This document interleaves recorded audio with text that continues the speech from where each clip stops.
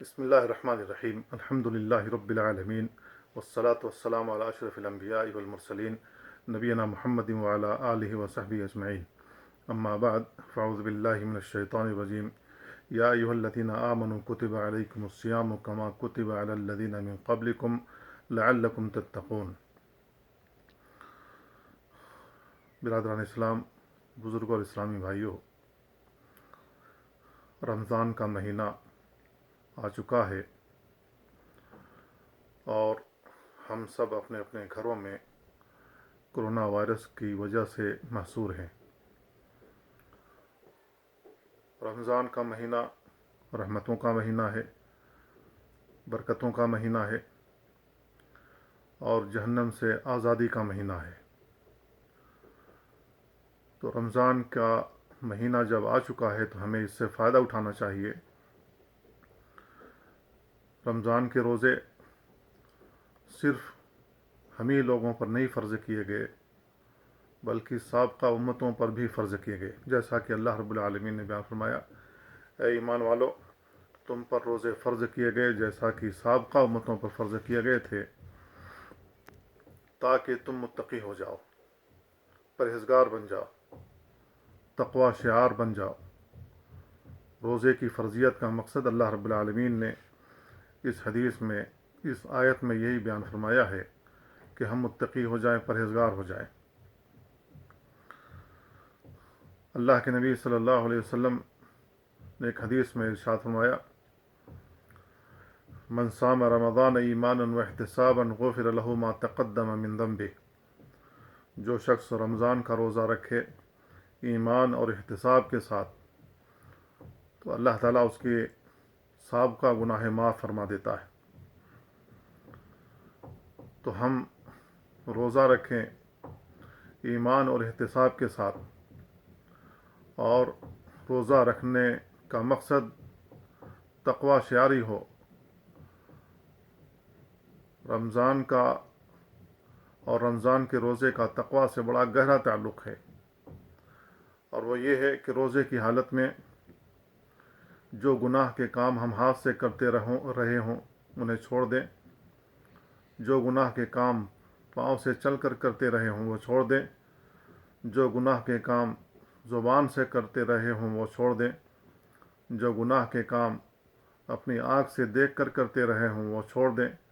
گویا کہ ہم اپنے آپ کو سر سے لے کر پاؤں تک گناہوں سے محفوظ کر لیں، اللہ کی نافرمانیوں سے بچ جائیں۔ تو یہی تقوی کا معنی ہے اور یہی مطلوب ہے۔ اللہ کے نبی صلی اللہ علیہ وسلم بیان فرماتے ہیں کہ جو شخص روزے کی حالت میں گالی گلوچ بکنے، بری بات کہنے سے اپنے آپ کو محفوظ نہ رکھے تو اللہ رب العالمین کو ایسے روزے دار کے روزے کی کوئی حاجت اور ضرورت نہیں ہے۔ لہذا ہم اپنے روزے کو صحیح بنائیں، اس طریقے سے روزہ بنائیں کہ اللہ رب العالمین قبول فرما لے، اور اس کا جتنا ثواب اللہ رب العالمین نے رکھا ہے، جو بلا حساب کتاب رکھا ہے، وہ ہمیں حاصل ہو جائے۔ اللہ کے نبی صلی اللہ علیہ وسلم بیان فرماتے ہیں، کل عمل ابن آدم لہ الا الصوم فإنہ لی وأنا أجزی بہ۔ ابن آدم کا ہر عمل اس کے لیے ہے، یعنی اللہ رب العالمین نے جو چیزیں بندوں پر فرض کی ہیں وہ انہیں سر انجام دیتا ہے تو اس کا ثواب متعین ہے، لیکن روزے کا ثواب اللہ رب العالمین نے متعین نہیں کیا۔ اللہ رب العالمین بیان فرماتا ہے، فإنہ لی وأنا أجزی بہ، کہ بندہ میرے لیے روزہ رکھتا ہے اور میں ہی اس کا ثواب عطا کروں گا، میں ہی اس کا بدلہ دوں گا۔ اللہ رب العالمین اس کا کتنا حساب دے گا، کتنا بدلہ دے گا، اس کا کوئی حد و حساب نہیں ہے۔ کس قدر بدلہ ہمیں عطا کرے گا اس کا کوئی حساب نہیں ہے۔ روزہ ایسی چیز ہے جسے اللہ کے نبی صلی اللہ علیہ وسلم نے ڈھال قرار دیا۔ جس طریقے سے دشمنوں سے مقابلہ کرتے وقت ہاتھوں میں ڈھال ہوتی تھی اور ایک ہاتھ میں تلوار وار کرنے کے لیے، ڈھال بچانے کے لیے، اسی طریقے سے روزہ ہمارے لیے ڈھال ہے۔ اس کے ذریعے سے ہم گناہوں سے بچ سکتے ہیں۔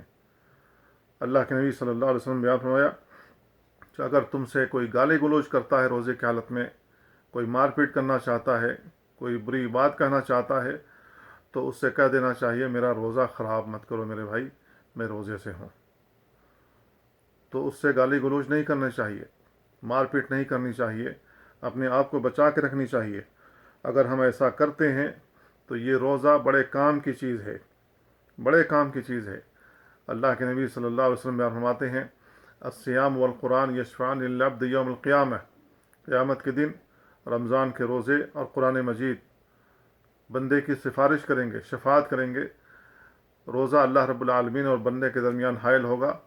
اللہ رب العالمین سے عرض کرے گا کہ اللہ تعالیٰ صبح سے لے کر شام تک یہ بھوکا اور پیاسا رہا ہے، بھوک اور پیاس کو برداشت کرتا رہا ہے، لہذا میری سفارش اس کے حق میں قبول فرما۔ تو اللہ رب العالمین اس کی سفارش قبول کر کے بندے کو جنت میں داخل کرے گا۔ قرآن مجید بندے کی سفارش کرے گا، قرآن مجید بندے اور رب کے درمیان حائل ہو جائے گا۔ اللہ رب العالمین سے عرض کرے گا، اللہ تعالیٰ یہ رات میں اٹھ کر مجھے پڑھتا رہا ہے، تلاوت کرتا رہا ہے، نیند آنے کے باوجود بھی یہ تلاوت کرتا رہا ہے، اللہ تعالیٰ میری سفارش اس کے حق میں قبول فرما۔ تو اللہ رب العالمین قرآن کی سفارش بھی قبول فرمائے گا اور بندے کو جنت میں داخل کرے گا۔ تو اگر ہمارا روزہ درست ہوتا ہے، صحیح ہوتا ہے، تو اس کا فائدہ ہمیں ملتا ہے، اور اس کا فائدہ زبردست یہی ہے کہ یہ سفارش کرے گا۔ نبی کریم صلی اللہ علیہ وسلم کی جانب سے گارنٹی ہے، قرآن کی گارنٹی دی کہ سفارشی بن کر کے آئے گا۔ اور اللہ رب العالمین روزہ رکھنے کی وجہ سے کتنا ثواب ہمیں دے گا۔ ایک حدیث میں رسول اللہ صلی اللہ علیہ وسلم فرماتے ہیں، کل عمل ابن آدم لہ یضاعف الحسنۃ بعشر امثالها الى 700 ضعف، قال اللہ الا الصوم فانه لی وانا اجزی بہ یدع شہوته وطعامه من اجلی۔ بنو آدم کا، ابن آدم کا ہر عمل بڑھا دیا جاتا ہے، اس کا ثواب 10 گنا سے 700 گنا تک اس کا ثواب بڑھا دیا جاتا ہے، سوائے روزے کے۔ رمضان کے مہینے میں اگر کوئی ہم عمل کرتے ہیں تو اللہ رب العالمین اس عمل کا ثواب 10 سے 700 گنا تک بڑھا دیتا ہے، لیکن روزے کا کتنا ثواب اللہ رب العالمین دے گا؟ اللہ رب العالمین نے اسے اپنے پاس روک رکھا ہے، اللہ رب العالمین ہی اس کا بدلہ دے گا، کیونکہ بندہ روزہ رکھتا ہے اللہ رب العالمین کے لیے۔ کسی اور عمل میں ریاکاری کا شبہ ہو سکتا ہے، لیکن روزے میں ریاکاری کا شبہ نہیں ہو سکتا، کیونکہ بندہ اللہ رب العالمین کے حکم کی اطاعت کرتے ہوئے، رسول اللہ صلی اللہ علیہ وسلم کے حکم کی اطاعت کرتے ہوئے صبح سے لے کر شام تک اپنی حلق سے نیچے کوئی چیز نہیں ڈالتا ہے۔ اس کا مطلب یہ کہ بندہ روزہ رکھنے میں مخلص ہے، ورنہ چھپ کر کے کھا سکتا تھا، چھپ کر کے پی سکتا تھا۔ کون دیکھتا ہے سوا اللہ رب العالمین کے؟ کون اس پر مطلع ہے؟ کوئی نہیں ہے۔ تو اللہ رب العالمین اس کا ثواب بہت زیادہ دے گا، جس کا کوئی حد و حساب نہیں ہے، کیونکہ اللہ رب العالمین کہہ رہا ہے فَإِنَّهُ لِي وَأَنَا أَجْزِي بِهِ۔ کسی بادشاہ سے زیادہ کی توقع کی جاتی ہے کہ وہ زیادہ ہی دے گا، کوئی تھوڑا نہیں دے گا۔ اللہ رب العالمین بادشاہوں کا بادشاہ ہے، وہ کتنا عطا کرے گا اس کا کوئی حد و حساب نہیں ہے۔ اسی وجہ سے روزہ کے اندر صبر بھی ہے، بندہ بھوک اور پیاس کو برداشت کرتا ہے، اور یہیں سے بندے کا احساس جاگتا ہے غریبوں کے متعلق جنہیں فاقہ کرنا پڑتا ہے اور بقیہ ایام میں وہ بھوکے رہتے ہیں، تو بندے کو اندازہ ہوتا ہے کہ بھوک جب لگتی ہے اور جب پیاس لگتی ہے تو کیسا محسوس ہوتا ہے۔ تو رمضان کا مہینہ خرچ کرنے کا بھی مہینہ ہے، نبی کریم صلی اللہ علیہ وسلم اس میں خرچ کرتے تھے، تو بندے کو محسوس ہوتا ہے، صبر آدمی کرتا ہے، بھوک اور پیاس کو برداشت کرتا ہے، اور اللہ رب العالمین صبر کرنے والوں کو بلا حساب اجر عطا فرماتا ہے، جیسا کہ اللہ رب العالمین نے بیان فرمایا انما یوفی الصابرون اجرهم بغیر حساب۔ بلا حساب اللہ رب العالمین اس کا ثواب عطا فرماتا ہے۔ بندے کو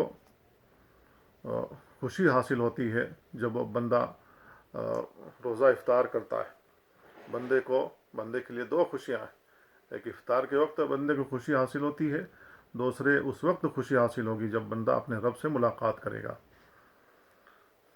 تو جو روزہ رکھنے والے لوگ ہیں یہ باب الریان سے داخل ہوں گے جنت کے اندر، ان کو خصوصیت کے ساتھ پکارا جائے گا، خصوصیت کے ساتھ پکارا جائے گا۔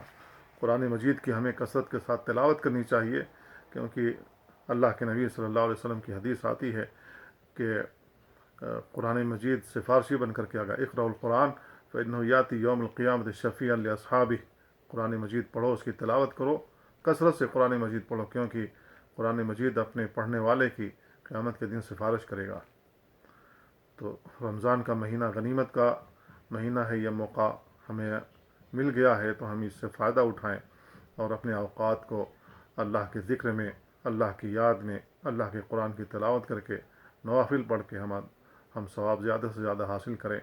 بہت سارے لوگ ایسے ہیں جو کرونا وائرس کی اس بیماری میں اور اس مہاماری میں رمضان آنے سے پہلے انتقال کر گئے، ان کے نصیب میں رمضان کا مہینہ نہیں تھا۔ اللہ رب العالمین نے ہمارے لیے رمضان کا مہینہ عطا کر دیا ہے، تو ہم اس سے فائدہ اٹھائیں۔ اللہ تعالی ہمیں اور آپ کو نیک عمل کرنے کی توفیق عطا فرمائے۔ وصلی اللہ وسلم علی نبینا محمد وعلی آلہ وصحبہ اجمعین۔ السلام علیکم ورحمۃ اللہ۔